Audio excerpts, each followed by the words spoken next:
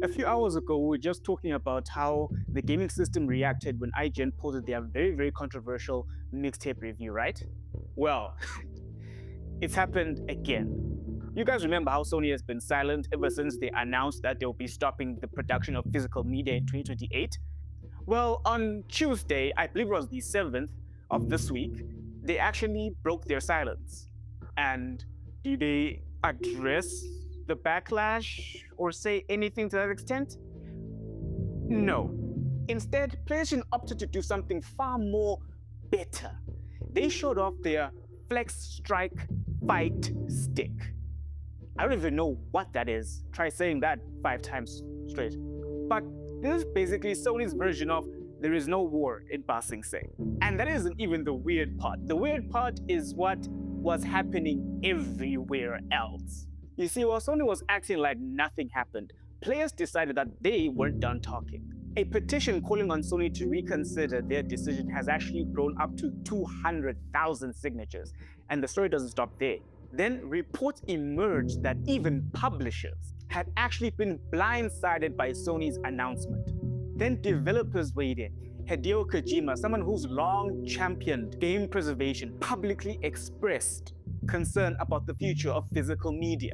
By this point, it seemed silly to even ask why gamers are even angry. Instead, I found myself asking, why is the entire industry starting to move based on one business decision by one company?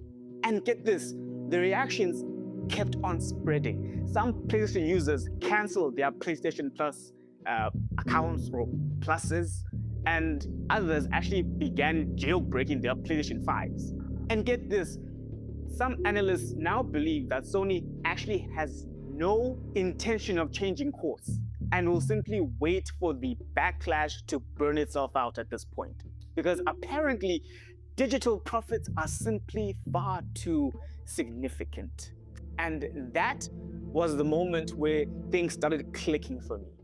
Because I thought that this entire thing was simply about one company, it was about Sony. But now I don't anymore. See, I think Sony might have accidentally stress tested the gaming ecosystem. Now, what do I mean by that? Nassim Taleb compares simple systems to washing machines and complex systems to cats. A washing machine is very simple. Dirty laundry goes in, clean laundry comes out. If you stress it, it behaves exactly the way you'd expect.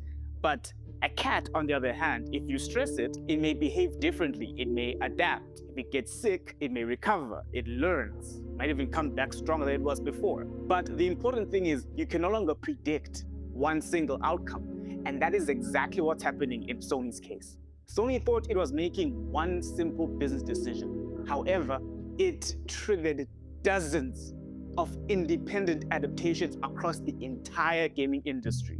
Like, players organized, publishers are pushing back, developers are speaking up, some consumers have jumped ship, and even companies that are outside of the gaming sphere are taking shots at Sony. Companies like Domino's Pizza or your KFC.